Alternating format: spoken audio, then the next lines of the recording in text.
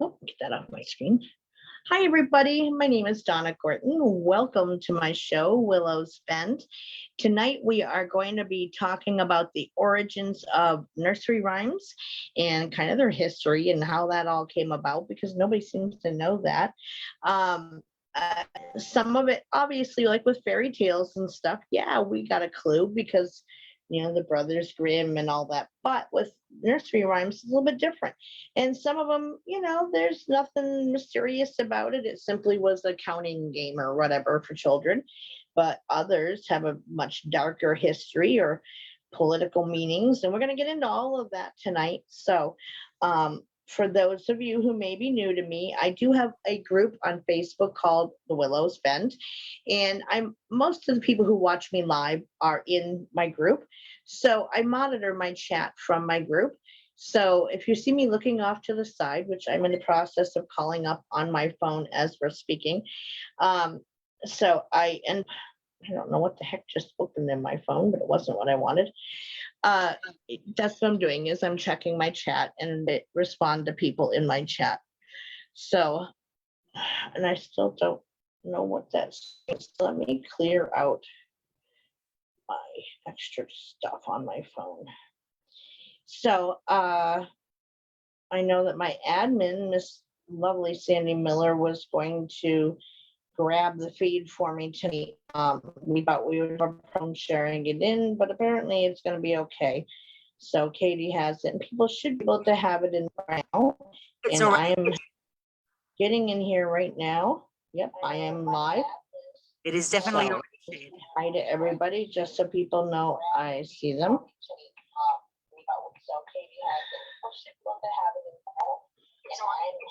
Getting in here right now. Oh, I think I have to turn the volume on my phone down. I was trying to figure out why I was hearing the show. Hang on, guys. Technical difficulties on my side of things. Silly me. Okay, we got her. There. Okay. I was like, why am I hearing the show play? It's one of those nights, guys. Series of weird events. We had this big thunderstorm blow up here. Right before I got in, I tried getting my dog to go out right before it hit, and he said, oh, hell no, not doing that. So then trying to get him settled before I got on air, and yeah, then this thing. So anyways, hi, everybody in my group. How are you? Hope you are well and that you've had a wonderful weekend.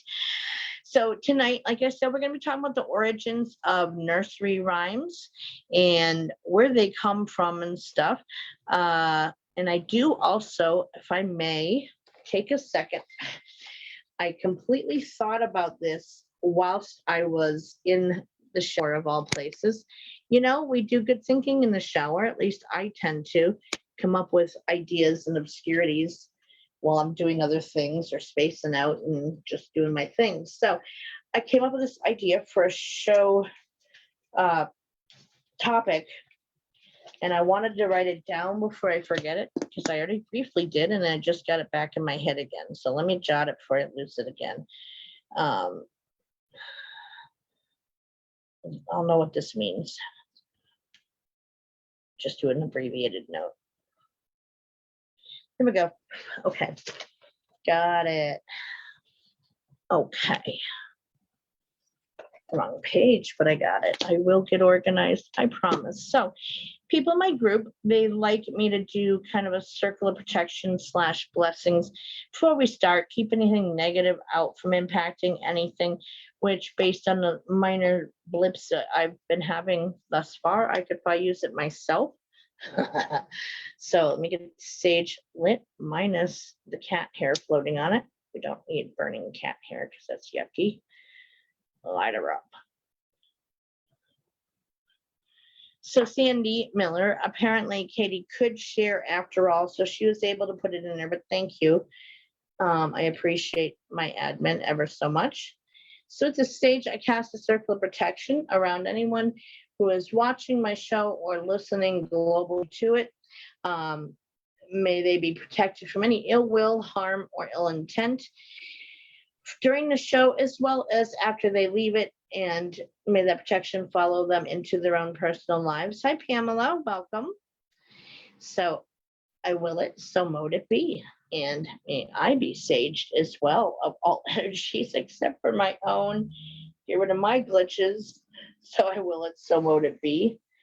Run it over the dog because he can always use it. Little girl sleeping behind me, and I can't quite reach her, so I'm not going to try. But hopefully it's going to cool off now, which will be a good thing. All righty, party on. So we got that. Yes, thank you, Sandy. Yeah, apparently Katie now can share it out, which we didn't know until literally right before the heat started. So she was able to also share a chat. We didn't know that she could. It was she was actually trying to show me the error message she gets when it went through. So you're very welcome, of course, Sandy Griffin. But at any rate, we're up and rocking in the group, and that's what matters. So, can't believe it's 21st this month already. Can you? And hopefully it'll start to cool down now with the rain we're having. Oh, it's freaking 90 degrees in upstate New York today. I don't do well in heat at all. It's supposed to then go down to like 59 tomorrow of a high, which is weird. So anyway, I'll take the cooler over the hot. All right, so what is a nursery rhyme? Let's get out of the way, the definition. It's very simple, of course, but I always start out my shows that way. Yes, if the feed doesn't start at immediately at 8 o'clock on the dot in the group, hang out in a group and just, refresh periodically for a minute or two. It'll come up one way or the other. We gotcha. Worst case scenario, or not worst case, but you can't always view it at the Soma Fusion Facebook page, YouTube and Soma Fusion. You can go on the website and view it there as well. You can listen to it on iHeartRadio. I mean, we're kind of everywhere. So just be patient and it will always get started. It just sometimes takes a minute. That's all, but we get it. Yeah, we have bad winds too. I mean, here the storms always breeze right through really, really fast. And there were actually a few big thunder booms, which is unusual for here. Like we don't typically get a lot of thunder, but there was tonight. So, hey, Stacy, how are you, beautiful? All right, so what is a nursery rhyme? Simply put, is a traditional song or poem for children. I can't get any more basic than that, right? So many of our classic nursery rhymes have their roots actually in British history, which, some of this I never knew either before doing the research for it. Rhymes were used for several reasons, including hidden messages, honoring a local event that's now being remembered, and some could even express discord with the British government and or politics of the day. And most people back when these things came out, they couldn't read or write, but boy howdy could messages spread by word of mouth fly like the wildfire. So it was a way of doing that, to pass the meanings along without necessarily getting in trouble for shooting off at the mouth about your local government or your whatever, or the crown. It would save you from getting busted for that, basically, because it would on the surface seem like a very simplistic children's game or whatever.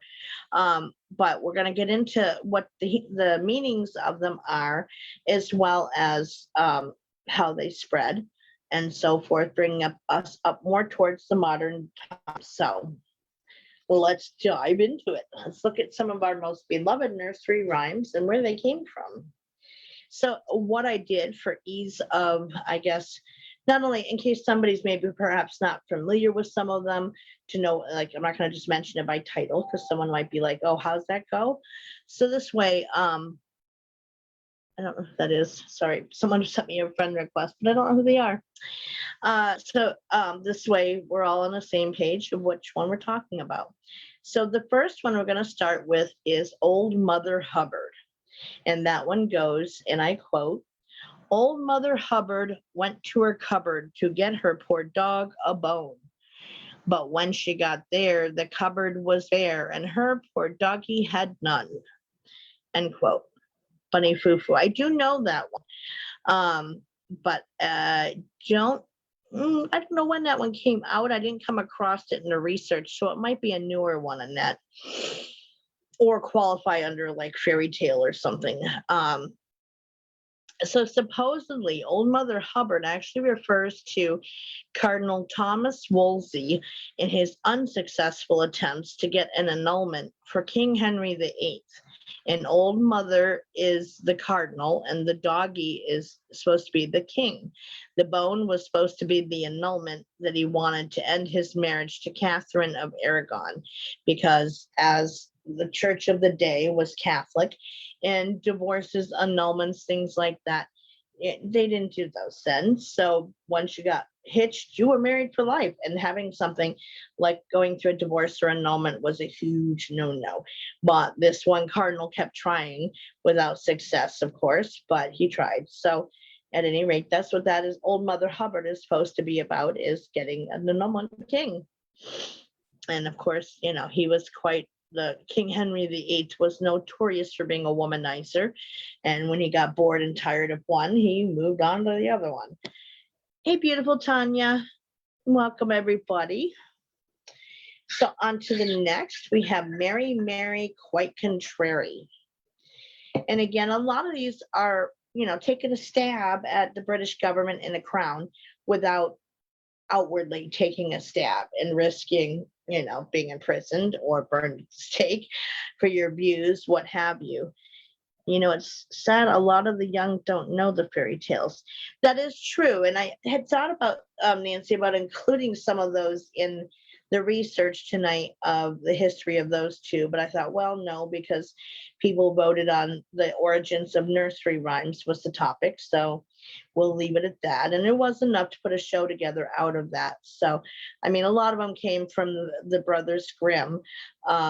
And they were much more violent, but they were, stories meant to teach morals and values back in the day. Whereas these are slightly different in that they can have hidden meanings. And like I said, a lot of these folks were illiterate back then when these came out, but it was a way of spreading a message and putting a message out there, and even right in front of officials, and they wouldn't know what you were talking about. So Mary, quite contrary. Mary, quite contrary, how does your garden grow? With silver bells and cockle shells and pretty maids in a row. Now, the first part of it, Mary, is supposed to be representative of Mary the First, daughter of Henry VIII. And the Catholic Queen got a bad reputation. Hey, Aaron. Yes, please like and share out the show. It's appreciated, of course. So Mary I got a bad reputation during her short reign for executing Protestant loyalists who went against the Catholic Church.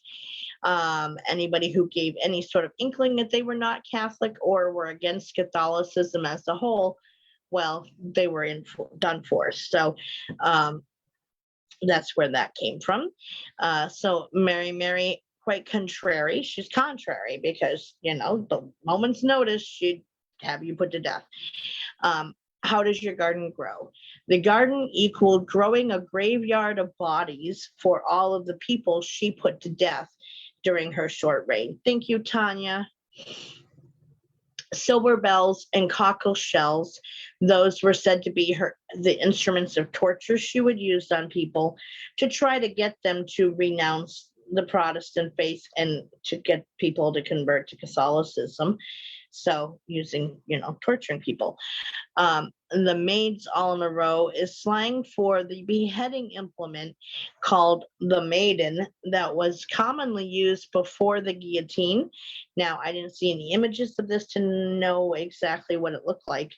I know there's a thing called the Iron Maiden, which was shaped like a sarcophagus, like you'd put an Egyptian mummy in, and there was all kinds of spikes inside of it, and they would close it, and the person would get punctured through literally every inch of their bodies, because this thing was lined with nails from top to bottom, through the width of the person. What they used to behead people, that's called the mother before that, I'm not sure, the maiden before the guillotine. I'm not familiar with what device that was. Oh, I'm froze. I didn't even show a picture. Okay, let me go out and back in and we'll try to get it going again. Oh, and I wasn't even showing the pictures either.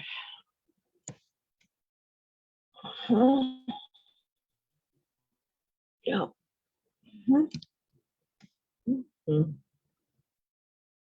Okay. Sorry guys, wasn't even showing any pictures, and I maybe it's part of the weather in the area, so bear with any weird glitches that happen. Just like before when I froze, kept freezing up when I was showing pictures. I'll hop off and jump back and see if it straightens it out. I would guess that it's from all the thunderstorms that are in the area. I'm a little out of sync with mouth and what I'm saying. Like such nightmares. Well, the whole thing is, these weren't, we thought of innocent children's rhymes, and here I go again. Okay, great. Thanks. Okay, get out of here. Let me close out.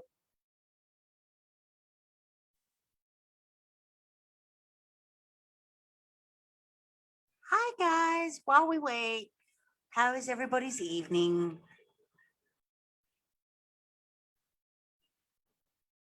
We have currently 2 shows, so please, when you go into the Soma Fusion Media page, don't get confused. Here we go. She's coming back.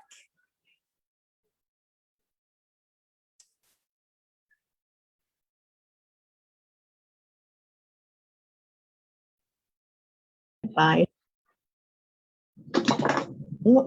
Sorry, guys. Like I said, I would imagine it's probably the weather that's up and down the whole East Coast of the United States, or pretty much. There's severe thunderstorms happening everywhere. It's probably interfering with the Wi-Fi. So if it happens, I'm again just going to go in and come back out again and try to get it going again that way. It seems okay right now. So fingers crossed. Okay, so let's pick it up again. So again, I'm not familiar with the device of what the maiden looked like pre-guillotine days, but that's what the research said. I didn't see any images associated with it though. So the next one is 3 blind mice. We've all heard this one, right? 3 blind mice, 3 blind mice, see how they run, see how they run. They all ran after the farmer's wife, who cut off their tails with a carving knife.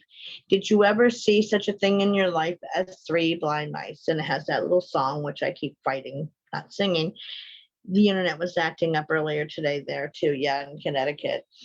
Yeah, so I wouldn't be surprised. It's all around the East Coast now, right? It's passing around. So storms are everywhere, but hopefully, like I said, if I glitch again, I'll just go out and come back in and hopefully pick it up.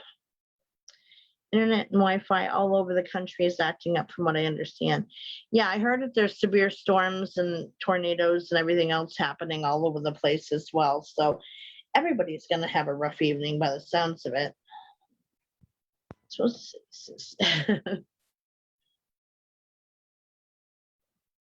okay, so the 3 blind mice. So this one dates to around the year 1609. And 3 blind mice were supposed to equal 3 Protestant loyalists who were accused of plotting against Queen Mary I. And so the Protestant loyalists would be those who were, firmly ensconced in our rights to be Protestant if we chose to, not Catholic. And, that she would not hear of it. It was the law of the land. You're going to be Catholic, and that's the way it is. No religious freedom. Yeah, I don't know. Sun flares, maybe. I don't know if that would impact things or not, but yeah. Oh, the cat's hiding. Yeah, I was surprised. I think that was why I didn't want it settled again, but because we were getting boomed upon. It'll pass. So 3 Protestant loyalists were accused of plotting against Queen Mary I. Something to see. Millions again, it could be. So the farmer's wife was said to equal Queen Mary, who, with her husband, King Philip of Spain, on a large stage. So she was like Barb's wife. And the 3 men were burned at the stake for basically, again, their beliefs.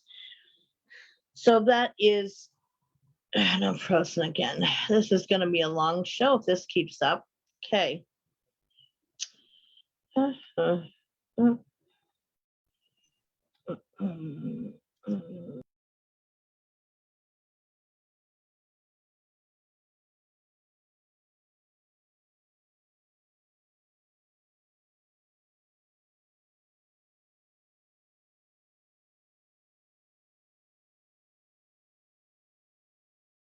And it's your nightly entertainment from Dr. Katie over here. I hope you're enjoying yourself this evening. Yeah. And Donna's coming straight back in. And definitely for those who haven't liked, shared, and subscribed, I encourage you to do so. Recording is in progress. Okay, let's try it again. Yeah, I'm a Cancer case, so I understand. We should have our own season. We really ought to, just saying. All right, so the three Protestant loyalists who were accused ended up being burned at the stake for their beliefs because they would not convert. Thank you for sharing out, Mary. I appreciate you. So this one is a very famous one, and many people already know the origins of it, but I'm going to throw it out there anyway. There was one surprise in it that I didn't know about. Ring Around the Rosie, which we know how that one goes. Ring around the rosy, pocket full of posies, ashes, ashes, we all fall down. Now, many of us know already, it refers to the Black Plague of 1665.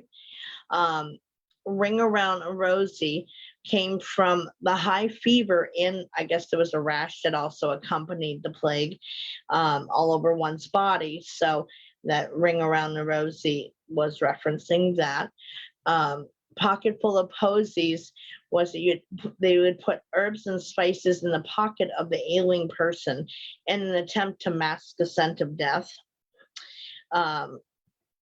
Yeah, enough said there. Ashes, ashes. Now the Americanization of the English version of it, instead of like in England, they would, rather than saying ashes, ashes, it was a tissue, which I guess was supposed to be imitating the sound of someone sneezing. You split your head open playing that. I don't even begin to imagine how, unless it's the falling down part. So the Americanization of the English version was ashes, ashes. So in England, they said a tissue, which was kind of like a chew, you know.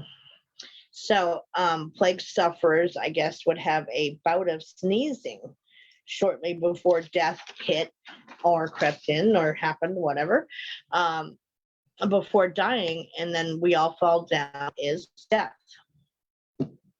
So that's the origins of that one. Little Jack Horner. Now, some of these are not as popular as others are, but we're going to go over them anyway. And I hope I don't lose because I'm getting a little out of sync here. Feel a little like Max Headroom was did it. Anyway, Little Jack Horner sat in a corner eating his Christmas pie. He put his thumb and pulled out a palm and said, "What a good boy am I." Now, was said to equal Tom Horner, who was a steward to the abbot of Glastonbury, and the abbot had sent Horner to London with a Christmas pie for Henry VIII. Something was crawling on me. Now, apparently, allegedly, I froze again. Okay, we're going to go back out, and I'll be right back, guys, yet again. Sorry. Yeah. Okay. Good times.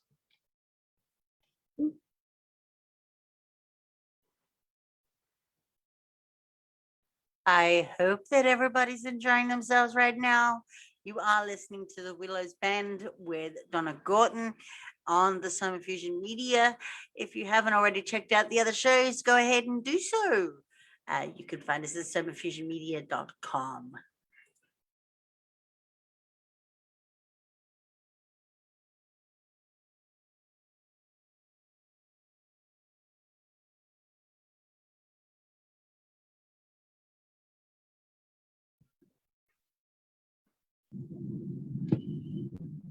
I am keeping Katie hopping tonight, I will say, and I apologize, Katie.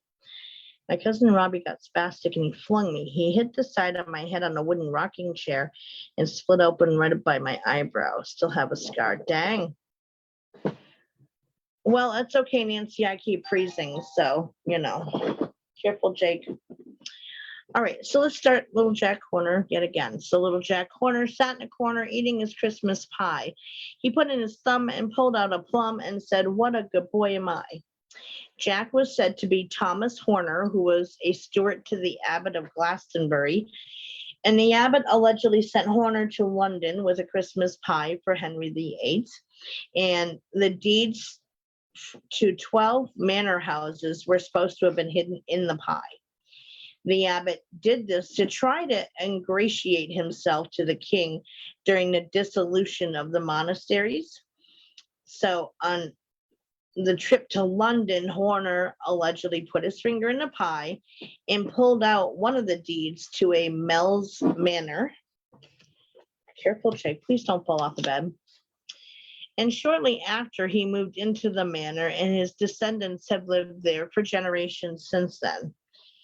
And I'm glad that you love Katie. I can't hear her what she's saying while I'm getting out and getting back in, but I'm definitely keeping her hopping tonight, or glued to her computer anyway. So his descendants have stayed living in this manor house for generations. Now his family, Horner's family, dispute the story, stating that he bought it fairly from the king, but I'm sure it was one of those things that just made it free to tell around the camp, like the fire at night, and whatever, that, I put a deed to this pie. Most likely not. And I agree with his family. It was just something he told because it sounded so. I always thought that Ring Around the Road, World War II German children sing about the Jewish. Nope, it had to do with the Black Plague. So the next one is London Bridges. And it was also sung to a tune which will spare you my singing, and of which sure you'll love me for that. Lost sound. Hopefully nobody else has sound too. London Bridge is falling down. London Bridge is falling down, my fair lady. Here we know it as Take the Key and Lock Her Up. The original goes, off to prison you must go, off to prison you must go, my fair. Welcome back, Sandy. You can hear me, okay. There's Karen for her topic. Let me now the two you suggested. So there's two different versions, the Americanized version and the British version, for which it's speaking London. So instead of, like I said, I know I would it as take lock her up, whereas they say off prison you must go, off to prison you must go, my fair lady. So it was traced back to the year 1659, and the more popular origin of the rhyme is also quite sinister. So there was a Queen Eleanor, is said to be the fair lady who was referenced, who was gifted the bridge as an anniversary gift by her husband. And the her advisors told her that she had to sacrifice children on the anniversary date of when, her wedding date and when she got gifted the bridge, in kind of like remembrance, because many children died in the building of the bridge, laying a foundation for it. And so she was supposed to sacrifice a certain number each year on that anniversary for the class. And little legend said that she would. Now, I don't know if that's actually true or not. More description. A lot of these do have more than one origin story to them, depending on who's telling it, But that was the whole thing is that there an untold number had to be murdered, and they died in the building of it and its foundation, and they had to kill off a certain number on the anniversary date in order to maintain the integrity of the bridge, or else London bridges would fall down. So that's how that was one of the stories of that associated with that one. Little Miss Muffet. Little Miss Muffet sat on her tuffet, eating her curds and whey. Along came a spider and sat down beside her and frightened Miss Muffet away. Now, the story behind this was kind of sweet, more or less. Anyway. So there was a Dr. Muffet who was a notorious physician entomologist from the 16th century. An entomologist studies bugs, basically different kinds of insects. And so allegedly ran away from her breakfast after being scared by a spider from his collection. Well, I would assume if it was in his collection, it probably was dead, but plead the fifth. So isn't the London Bridge at not wait,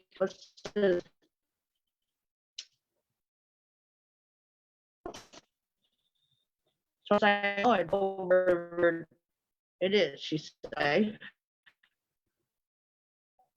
Guess you're right then. I don't know where Lake Havasu is, but that was the origin of it anyway.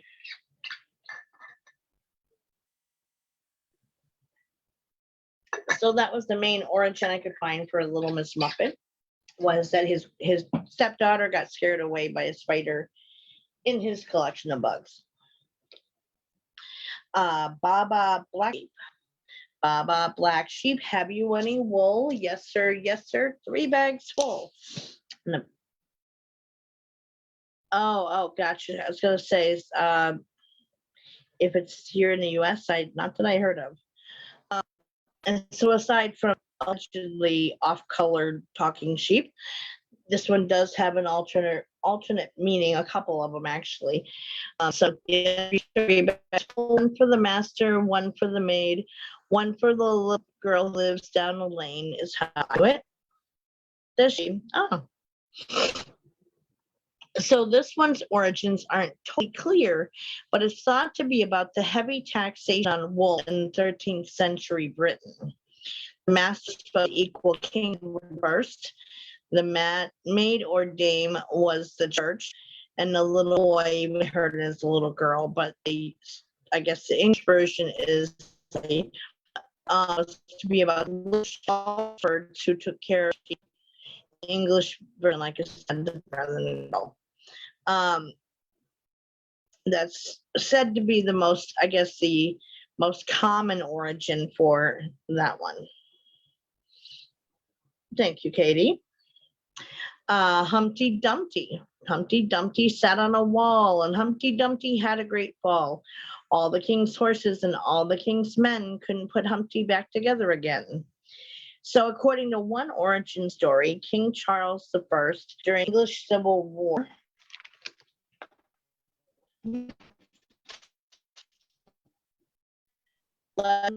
place can until it was found by a king to have a great fall, quote unquote. And one couldn't repair it in the end, and apparently even enlisting the help of horses couldn't do it. Ha ha ha. So that's what's thought to be the origin for Humpty Dumpty. He broke his noggin, all right. I'd never heard of it being in association to a cannon, but that was new to me. This is, I never heard this origin related to this at all. Rub-a-dub-dub, rub-a-dub-dub, 3 men in a tub. Who do you think they be? A butcher, a baker, and a killsticker. Turn out, leaves all 3. Now, the English version has 3 men and 3 maidens, and this type of rhyme was a way to call people out for disreputable acts, meaning that they were behaving themselves. No one said he was an egg. No, no one did, but I didn't know it was a cannon either. So in this case, the three men are being called out for being dirty old men for ogling three girls bathing. Basically, is what that one's about. Yes, we covered that one coming up, the Jack and Jill. So apparently, three men or rubber dub dub has to do with 30 old men ogling three young girls taking a bath. Nice, right? But hey, let's teach our children that. Oh, 10 Little Indians, or the original was the crass engines. And forgive me to anybody, this is not coming from me calling anybody of any other racial diverse class any names. I'm simply reporting the original dated way back before political correctness was a thing. Okay. So it dates back to 1868 and was a counting song for children and originated actually from the Irish, which was a surprise to me also. So the original version, 1 little, 2 little, 3 little Indians, 4 little, 5 little, 6 little Indians, 7 little, 8 little, 9 little Indians, 10 little Indian boys, and then you could count down, like 10 little, 9 little, 8 little Indians, or Indians as the original went. Human method. So also refers to genocide of indigenous people. I wonder if the lamb chops is a modern nursery rhyme. Do you mean like the puppet lamb chop or something else? So something, the 10 Little Indians is referencing the genocide of indigenous people, leaving a lone little Indian boy all alone in the woods. This is a song that never ends. Oh, yes. Some versions also would put the word derogatory name for color who were slaves. They put that in there, one, two little, using the N word, which I won't repeat on air, but you know which one I'm talking about. Peter, Pumpkin Eater. That's very awful, yes. So either way, it's not a good one. It's simply a counting song, but the meanings, given to it. And for noodle, that's it, yes. Kinder for noodle.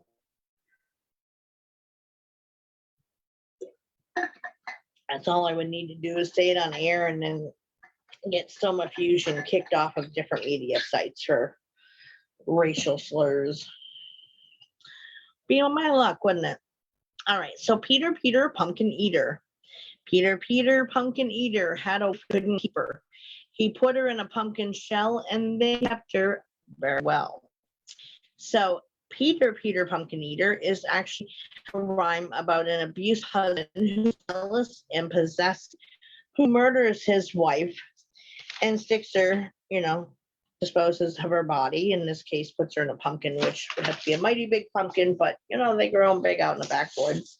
There's a second verse that's not as well known that goes on to say that he, got a second wife and treated her really well, like he was rehabilitated, and let her live.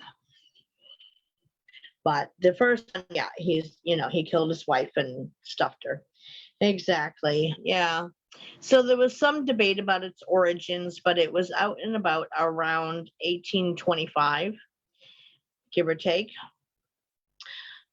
Sing a song of sixpence. Sing a song of sixpence, a pocket full of rye, 4 and 20 blackbirds baked in a pie. When the pie was opened, the birds began to sing.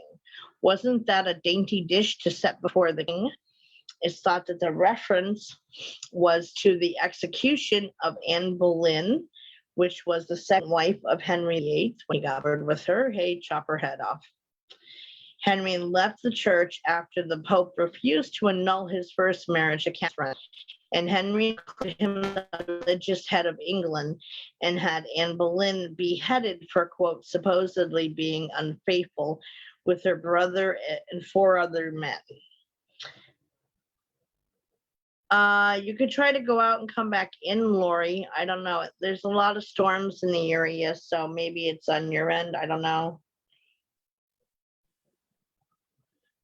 Hey, you didn't include nursery or the fairy tale, so I strictly did nursery rhymes. So yeah, he accused her of being unfaithful with her brother and 4 other men and put her to death because Dunner wanted to move on to another woman after that. And hey, you won't let me annul my marriage. And of course, well, I'll just kill my wife, you know. He also thought their marriage was cursed as she couldn't seem to birth a male heir, even though technically, biologically speaking, is a man who his DNA that select the gender of a baby. So he was technically the blame of that, you know. But that was what that was all supposed to reference, was the of Anne Boleyn and her being beheaded. There was an old woman who lived in a shoe, who had so many children she didn't know what to do. She gave them some broth without any bread and then whipped them soundly and put them to bed. So this one is supposed to refer to the English Parliament as the old woman and the English people as the shoe. And the many children equaled the colonies that they had in the 18th century. And also to the English people, peasants' poverty. Try that one again. The English peasants' poverty level they lived in is what that's all supposed to be about. But even at its core, it's an abusive, neglectful mom, basically, who hasn't discovered the fine art of birth control. Just saying. Hickory dickory dock. Hickory dickory dock, the mouse ran up the clock. The clock struck 1. The mouse ran down. Hickory dickory dock. I had heard it as down he run. But the mouse ran down. This one doesn't have any hidden meaning. It's just a simple counting rhyme, apparently, even though it's literally like the clock struck and down he run. I'm not sure where there's counting involved in that, but it's the resource sites cited that there was a counting game. Now it's animal abuse, right? Yeah, no, she beats her children soundly before putting them to bed without having really fed them. Nice mom. Jack and Jill. Here we go, Katie. Jack and Jill went up the hill to fetch a pail of water. Jack fell down and broke his crown, and Jill came tumbling after. Now, this one has several different interpretations, including the phases of the moon, which I've never heard of that one associated to this before, but hey, somebody says it does. Dirty. Also thought to talk about the 17th century England when King Charles I made tax reform on alcohol. He found a solution by letting the taxation amount stand and stay the same, but reduce the volume of a jack, which equaled a half a pint measurement, and a Jill, which equaled a quarter of a pint. Yeah, exactly. So that's those two versions are, and I've never heard of them being associated with Jack and Jill, but research said it did. Somebody out there somewhere believes that Jack and Jill is about the face of the moon. I'm not one, just saying. All right. So Jack be nimble. Jack be nimble, Jack be quick, Jack jump over the candlestick. That's supposed to refer to England's privateer, later pirate, named Jack Black Smat, who was the most famous pirate of the Caribbean because he was notorious smart, quick, and nimble, and escaped authority. And yes, Johnny Depp portrayed him in being Jack Sparrow in Pirates of the Caribbean. But trivia for you. Can you imagine some serial killer pleading innocent by reason of nursery rhymes, right? A dirty version of Jack and Jill. Yeah, I missed that one, but yeah, I'd never heard of that one before. So yes, Jack Sparrow, the character Jack Sparrow, is supposed to be created after Jack Black Smat, who was written for this pirate. Jack be nimble, Jack be quick, Jack jump over a candlestick. Jack be nimble and Jack be quick, Jack run over from getting busted by the cops. Being pirate and stealing from everybody. I know, right, Tanya? Yes, I agree. All right, ladybug, fly away home. Her house is on fire and her children are all except one, and her name is Anne. She hid on the baking pan. That part of this rhyme I have never ever heard of all my life. The whole house on fire part. I still ever always ever heard it as ladybug, ladybug, and that's it. But apparently that's the second paragraph. Didn't write these things, I swear. The ladybugs or ladybird in Britain symbolize good luck. So they have to go unharmed or bad luck will fall person who harms them. Well, it's a fairy tale, Aaron. It's simply a nursery rhyme. I have heard of ladybug, ladybug, fly away home, but not the house is on fire part. You knew it as that, really? Yeah. Hi, John from Uganda. Please don't like troll my group by any means. If that is, I'm not saying you are a troll. I'm saying we do get some trolls who are from that area of Uganda. But if you're not, then great. Welcome to Willows Donna, Bend and your first show. Donna, that is John, my connection. Oh, okay. Well, then my deepest apologies. We do happen to get a lot of people who try to join who are from Uganda area, and they do bad things in groups. So that's why I said I'm not saying you are, but you know. So I apologize, John. Welcome to Willows Bend. So, okay, my embarrassment on that one. All right, Little Bo Peep. Little Bo, these are nursery rhymes, Aaron. They're not fairy tales, but yeah, I never heard that second stanza of burning the house down or the house being on fire part. Okay, so Little Bo Peep has sheep. Doesn't know where to find them. Can't tell where to find them. Leave them alone and they'll come home, wagging their tails behind them. So this one dates back to the beginning of the 19th century, but the name Bo Peep is much older and has a medieval, I guess was the name of a medieval, try that again, the name of a medieval game, and was a tale of carelessness and irresponsibility.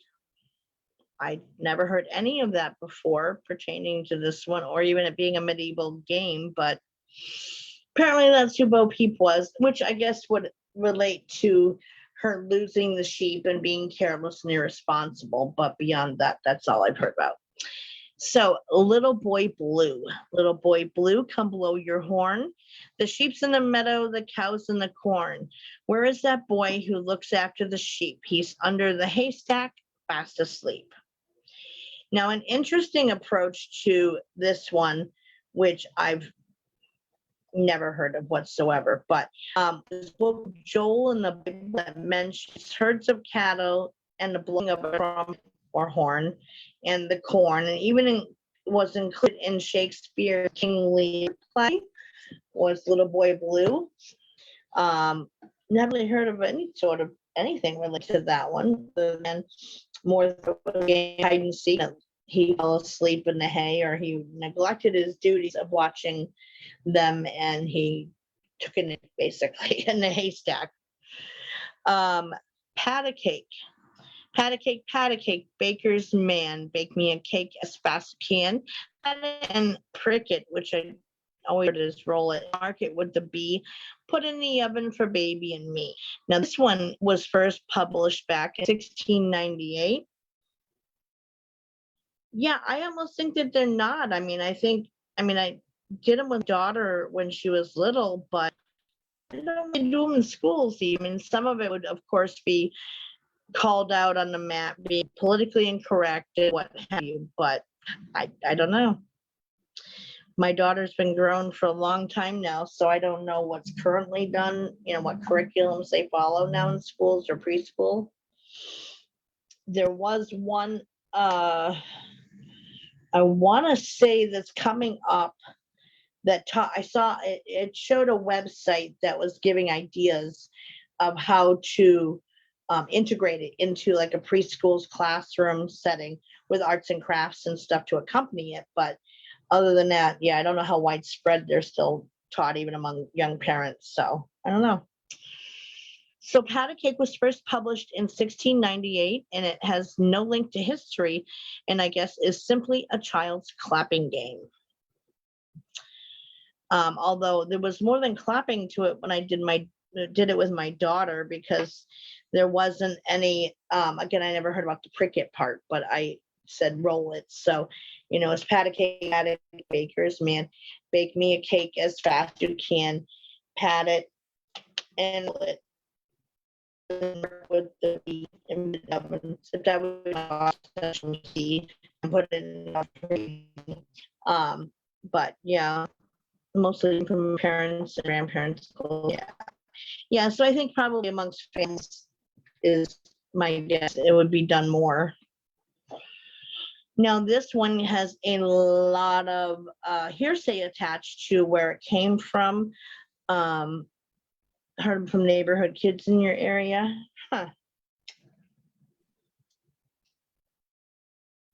Rockabye baby. Rockabye baby on the treetops. When the wind blows, the cradle will rock. When the bough breaks, the cradle will fall, and down will come baby, cradle and all. Now, this first poem was written in the United States, describing how local indigenous peoples' moms rocked their babies by having them strapped into their birch bark cradle boards to be attached to the branch of a tree, and which let the wind rock them in their cradle boards. I could see if it was a lower branch, it just kind of swaying it back and forth. It's not like they climbed to the top of the tree or something, stick them up there. It could be seen as child endangerment. My guess it would be tied to a branch closer to the ground, so that as the branch moved up and down, it would, bounce them or whatever in the cradle board. But they would be tightly wrapped into their cradle board, so no part that's loose. I was taught roll them up, and throw it in the pan. Yes, and so different variations depending on what the country you're in, I guess. So where does Mother Goose come into it? Humpty Dumpty sat on a wall and a great fall. The structure of the wall was incorrect, so he won 10 grand with claims direct. Yeah, that would be a more modern version. So how and where does Mother Goose come into play here? We all have heard of Mother Goose and Mother Goose's rhymes and so forth. So she was hanging them, no less. Yeah. Mother Goose is an imaginary figure, imaginative author of French book fairy tales, and later from English rhymes. Now, Mother Goose's name was later identified with English rhymes and her from a mother and a bear attack in the woods, so she hid him in the trees. I don't think I've ever heard of that one. It's raining, it's pouring. Of course, it's global warming. You're having fun with this, Katie. New book by Katie. So these originally were put out in a group of nursery rhymes and a collection of children's stories in the 17th century. The author, who was thought to have created the idea of Mother Goose, his name was Charles Perrault, and he initiated the telling of fairy tales and nursery rhymes via his book, Tales of My Mother Goose. the brothers Grimm are the ones who wrote a lot of fairy tales, but he first put them together in a kinder, gentler version for children that was not full of, murder, death, kill film. So Mother Goose was a kind of like a astrologer, so to speak, and told stories in a kinder, gentler way to not scare children, to promote their, nurturing. So Tales of My Mother Goose was published around 1729, and later in 1786 it came to America. You have an antique book of Mother Goose nursery rhymes? Nice. So whilst not the originator of all these stories and rhymes, Charles Perrault was the first to have published in a children's book of fiction. And he is the creator of the fictional Mother Goose idea. And this many throughout history have tried to be associations with her. And he says there isn't an historic figure to directly relate his to them, that they are strictly, again, kind of the idea with Mother Goose was a kinder, gentler storyteller, strictly for the sake of telling children's stories, that there weren't meant to be hidden messages or pokes and jabs at local governments, that type of thing. Strictly was just the stories themselves. Not sure what happened to it. Oh, you have one too, Sandy. Very cool. So there you have it, lovelies. There is history of nursery rhymes. That pretty much covers, that's not, of course, all of them, but a lot of any few others I did cover were really obscure ones, and I never heard of them. I figured if I hadn't many, probably would have either, but they all pretty much, they either seem to be pointing a finger at historical figures, or, having a hidden meaning of saying, well, this is supposed to be a king so-and-so from this time period, or, being just simply a children's story. Andrew Dice Nursery Rhymes. Yes, I remember that skit. It's been an hour, Aaron. So only that's based on the topic. You guys choose it. I don't. I just do the work. So, but short, it's your fault. All right. So the next one is on June 28th, episode 137. And I took off one of the of the Hampi in India, which was a really cool archaeological site, but nobody was voting for it for about a month, so I took it off the list. We have the Mary Celeste and what happened to it, reptilian alien races, the tongues event from Russia. Lori had suggested Hopi Indians, unknown discs of Volgograd, Russia. I added the Babushka lady, who was a famous psychic medium who was blind, but also seemed to be quite mystical in projecting herself into places, possibly. I'd have to further research at what little I saw. Did sound interesting. Sorry it was breaking up, but you could have tried going out and coming back in, Lori, and seeing if that helped you. I added also the death of Rebecca Zahav, which is an unsolved murder to this day that no sense. And I also, the one I jotted down that I thought would be interesting is evidence of ancient civilizations, basically kind of like looking at all the abundance of evidence that's piling up in support of ancient civilizations being in existence, created all of this, ancient technology and unexplained archaeological sites, but still is not bending to, its ideals concerning it.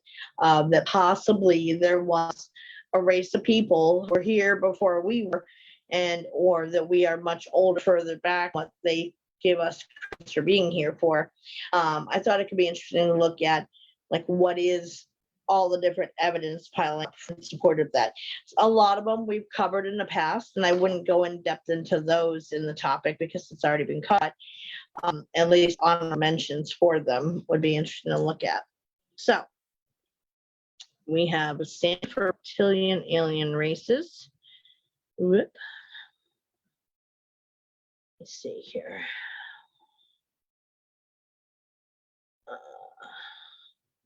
You've seen videos about who, Nancy?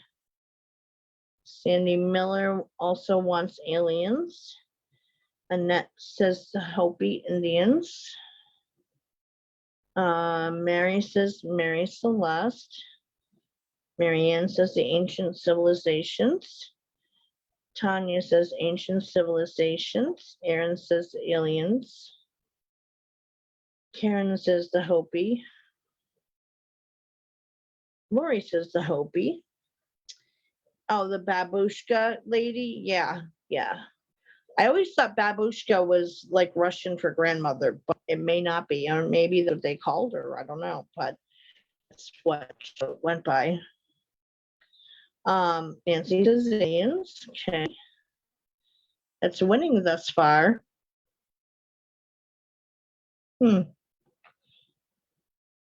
Interesting. I'm not normally I show how many people are watching the show in my chat. It's not showing me tonight for some reason. Hopi in ancient civilizations. Okay. It is a question for grandmother. I thought so, Sandy, but I wasn't sure. That's just what she went by, perhaps, but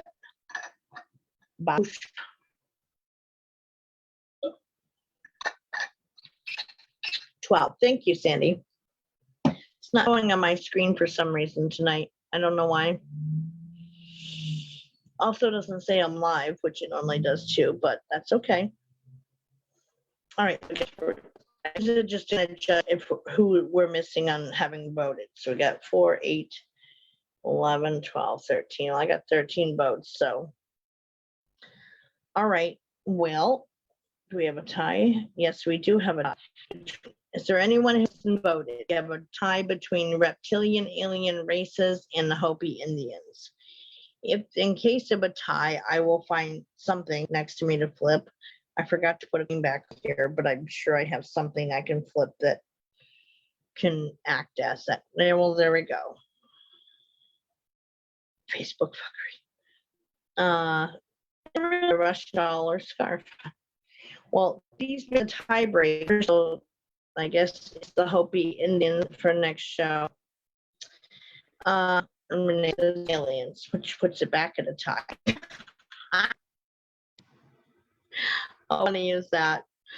All right, well, then I will flip something for it to, let's see what I can use. I know I use my cap here. Because one side is silver and one is gold. So here, this is the gold side. So the gold side will stand for the reptilian aliens.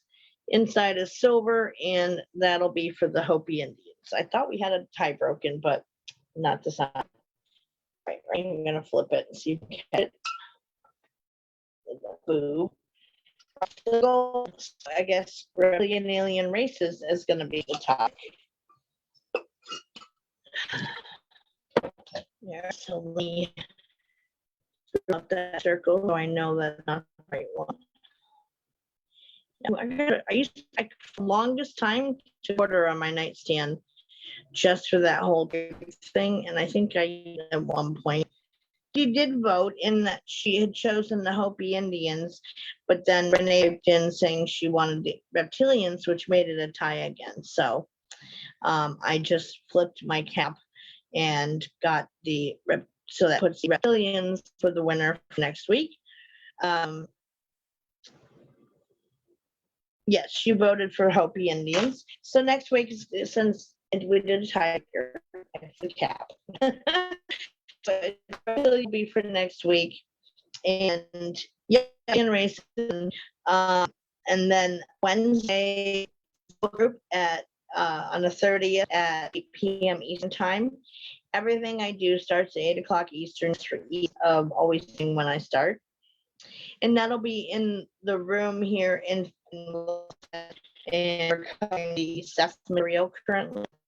And on the Facebook page Beyond the Veil on July 2nd, which is, no, wait a minute, I got my dates wrong. 25th will be this Friday. Okay, so this Friday is the 2nd. Anyway, so the tiebreaker, well, she untied the tiebreaker, Renee, but then you told your vote, which made it a tie-in. It's probably why we have Facebook fuckery aliens. Oh, okay. Well, that could be. So anyway, that's be it, guys. So, and reptilian alien races for next week, book group Wednesday, and Beyond the Veil for Friday. So I hope everyone has the rest of the week wonderful. Stay safe out there, and thank you for coming up and dealing with technical issues. And I will see those interested for book group tonight. Much love to everybody. Thank you guys. Have a wonderful rest of the night, ladies and gentlemen. Good night.